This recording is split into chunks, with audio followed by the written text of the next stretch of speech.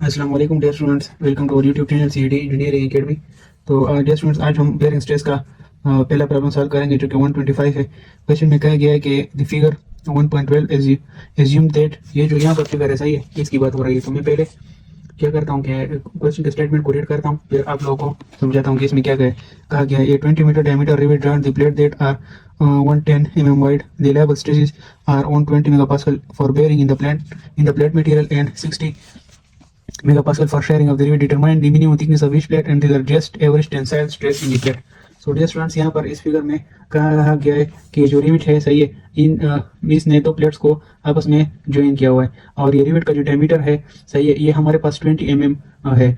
और यहाँ पर ये जो प्लेट है इसका वेट क्या है, इसका वेट हमें 110 mm दिया गया है। और यहाँ पर हमसे क्या पूछा गया, ये कह रहा है कि यहाँ पर ये जो थिकनेस ऑफ द प्लेट है, ये जो थिकनेस ऑफ द प्लेट है टी, ये आप लोग फाइंड करें। और उसके बाद आप लोग क्या फाइंड करें यहाँ पर ये जो प्लेट पर ये जो टेंसाइल स्ट्रेसेस लग रहे हैं वो भी आप लोग फाइंड करें। और हमें क्या दिया गया, यहाँ पर हमें ये जो शेयर स्ट्रेस है सही है रिवेट में, इसकी लिमिट दी गई है। वो हमारे साथ कितनी है, शेयर स्ट्रेस की लिमिट हमारे पास 60 मेगापास्कल है। और bearing stress of the plate की वैल्यू भी हमें दी गई है, वो हमें 120 मेगापास्कल दी गई। तो अब चलिए क्वेश्चन की तरफ चलते हैं। क्वेश्चन मैंने यहाँ पर इसी क्वेश्चन का फिगर मैंने यहाँ पर ड्रा भी किया हुआ है सही है।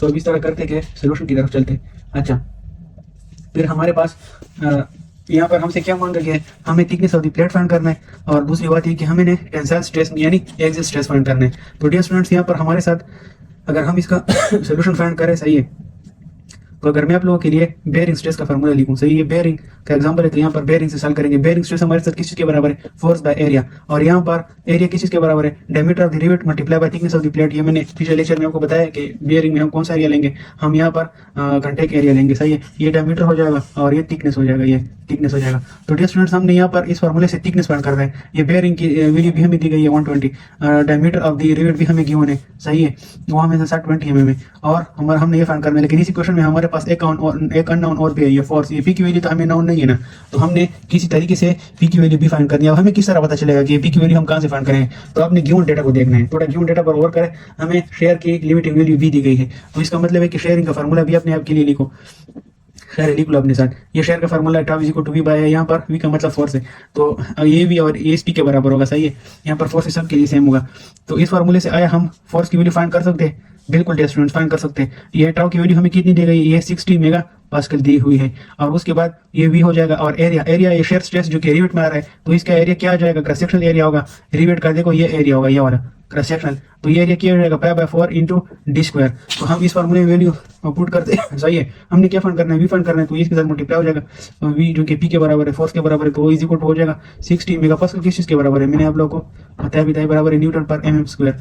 तो ये हो जाएगा Newton per millimetre square, multiply हो जाएगा इसके साथ pi by 4 into D square. यहाँ पर डायमीटर ऑफ द रिवेट कितना है, 20 है, तो इस 20 मिलीमीटर है सही है, तो इस पर हमारे साथ स्क्वायर हो जाएगा। तो जो हम ये कैलकुलेटर के जरिए करते, तो हमारे साथ ये फोर्स जो है, ये हमारे साथ कितनी वैल्यू आती है, ये हमारे साथ आ रही है 6000 पाई न्यूटन सही है। न्यूटन इस तरह का कि एम स्क्वायर कट जाएंगे, न्यूटन आ जाएगा। ये हमारे साथ फोर्स की वैल्यू फाइंड हो गई। अब बेयरिंग का फार्मूला क्या है, बेयरिंग का फार्मूला हमारे साथ है पी बाय ए सही है, ये बेयरिंग का फार्मूला है। तो अब हमारे साथ ये बेयरिंग की वैल्यू भी हमें गिवन है, ये हमारे साथ कितनी है 120 मेगापास्कल। तो यहाँ पर 120 मेगापास्कल की जगह मैं न्यूटन पर एम स्क्वायर लिखता हूँ, और यहाँ पर फोर्स की वैल्यू क्या लिखता हूँ, 6000 pi newton divided by area. अब बेयरिंग में एरिया हमारे पास क्या आएगा, बेयरिंग में तो कंटेक एरिया होता है, मतलब ये रिवेट का ये वाला एरिया प्रोजेक्टेड एरिया सही है। या अगर मैं यहाँ पर आप लोगों के लिए रिवेट ड्रा करूँ सही है, तो रिवेट का ये वाला एरिया जो होता है ये हमारे पास होगा सही है। और ये वाला एरिया अगर हम इसको इस तरह लिखते हैं प्रोजेक्शन के जरिए, प्रोजेक्ट एरिया शो करता है, तो इसमें डायमीटर आता है और थिकनेस आती है सही है। अच्छा मतलब ये एरिया जो है ना, इस तरह अगर मैं रिवेट को कंसीडर करूं, तो रिवेट का ये जो डायमीटर है सही है, ये आ जाएगा हमारे पास, और थिकनेस भी आ जाएगा, तो हमारे पास ये वाला एरिया आ जाएगा।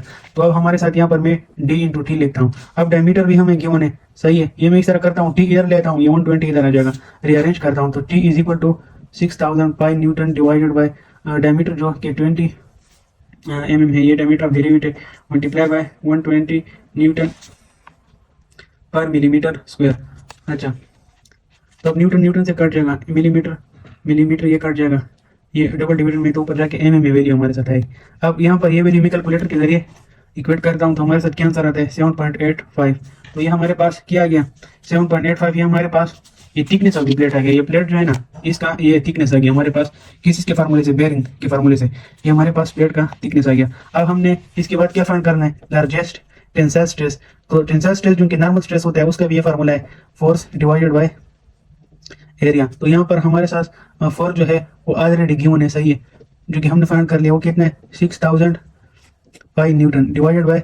अब यहाँ पर हम कौन सा एरिया लेंगे, ये बहुत जरूरी पॉइंट है, बहुत ही इंपॉर्टेंट पॉइंट है। देखो यहाँ पर टेंसाइल स्ट्रेस प्लेट में जनरेट होंगे वो हम ये वाला एरिया लेंगे, सही है। ये वाला एरिया जो है ये इस फोर्स के परपेंडिकुलर है, तो हम ये वाला एरिया लेंगे। ये इस अगर मैं इसको 3 डायमेंशनली शो करता हूँ तो इसमें हमें ये वाला एरिया चाहिए होता है जिस पर फोर्स लग रहा है। अब देखो ये वाला एरिया और ये वाला एरिया, इस एरिया के फोर्स परपेंडिकुलर लग रहा है ना, इसके फोर्स परपेंडिकुलर है। यहाँ पर ये जो रिवेट का प्रोजेक्टेड एरिया है यहाँ पर तो हमारे साथ क्या हो रहा है यहाँ पर तो, बट अगर मैं आप लोग को और तरीके से समझाऊं, यहाँ पर मैं एक कट लगाता हूँ, सही है। कट मैंने लगा लिया। अब मैं इस एरिया को आप लोग के साथ इस तरह शो करता हूँ कि ये एरिया जो है ये हमारे साथ एरिया हो गया, सही है। अब देखो अगर ये एरिया मैं आप लोग को शो करूँ, ये प्लेट का एरिया है, क्योंकि टेंसाइल स्ट्रेस तो इसके अलग लेंथ आएंगे ना, यहाँ पर जब इसको हम इस तरह खींचेंगे तो टेंसाइल स्ट्रेस तो पूरे प्लेट में आएंगे। तो मैं एक हिस्से को काटता हूँ, उसमें टेंसाइल स्ट्रेसेस देखता हूँ, क्योंकि यहाँ पर यूनिफॉर्म फोर्सेस होंगे, सही है, इस तरह फोर्सेस होंगे। यहाँ पर जो स्ट्रेसेस जनरेट होंगे वो तो हमने बेयरिंग में कंसीडर कर दिया। अब ये वाला एरिया मुझे नहीं चाहिए, सिर्फ मुझे ये वाला एरिया चाहिए टेंसाइल के केस में, क्योंकि फोर्सेस के परपेंडिकुलर है, सही है। ये वाला एरिया इसलिए निगलेक्ट कर रहा हूँ कि यहाँ पर बेयरिंग स्ट्रेसेस जनरेट हो रहे हैं, तो ये हम इसमें नहीं लेंगे। तो यहाँ पर हमने क्या करना है, यहाँ पर हमने करना है width multiply by thickness of the plate, सही है, सही है। थिकनेस मल्टीप्लाई बाय वेट था, और वेट ये हो गया तो वेट चाहिए, आप लोग को दिखाई नहीं दे रहा है। तो हमें इस तरह करना है कि यहाँ पर क्या करना है, एरिया में ये वेट मल्टीप्लाई बाय थिकनेस, तो हमारे साथ ये एरिया पूरा आ जाएगा। लेकिन उसमें से मुझे ये बेयरिंग एरिया निकालना है, क्योंकि इसमें टेंसाइल स्ट्रेस जनरेट नहीं हो रहा है। तो मैं क्या कर दूंगा, मैं यहाँ से इस तरह कर दूंगा कि इस रिविट का जो डायमीटर है वो इसे माइनस करूंगा, सही है। वो कितने हमारे पास, वो 20 है, फिर हमारे साथ अच्छा हो जाएगा, सही है। तो मुझे टेंसाइल स्ट्रेसेस जनरेट करने हैं, टेंसाइल स्ट्रेसेस जनरेट करने ये 6000 pi newton divided by thickness of the plate हमारे साथ कितने हैं 7.85।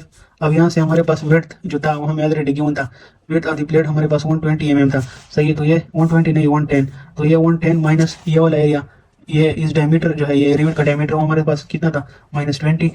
अच्छा डी स्टूडेंट, तो ये जब हम करते हैं कैलकुलेटर के जरिए तो हमारे पास क्या वैल्यू आती है 26.67, सही है 26.67। अब यहाँ पर हमारे पास ये जो फोर्स है ये हमारे पास एम में है, सही है। तो हमारे पास यहाँ भी एम है, सही है। तो हमारे पास क्या हो जाएगा 26.67 न्यूटन पर मिलीमीटर स्क्वायर। ये आप लोग इस तरह भी लिख सकते हैं कि मेगा पास्कल। तो ये है इसका आंसर और ये था इसका रिक्वायर्ड सोल्यूशन। स्टूडेंट्स अगर आपको वीडियो अच्छी लगी और कॉन्सेप्ट क्लियर हुआ तो वीडियो को ज़रूर लाइक करें, सही है, दोस्तों के साथ भी शेयर करें और चैनल को भी सब्सक्राइब करें। फिर मिलते हैं इंशाल्लाह नेक्स्ट वीडियो में, तब तक के लिए इतना ही, खुदा हाफिज़।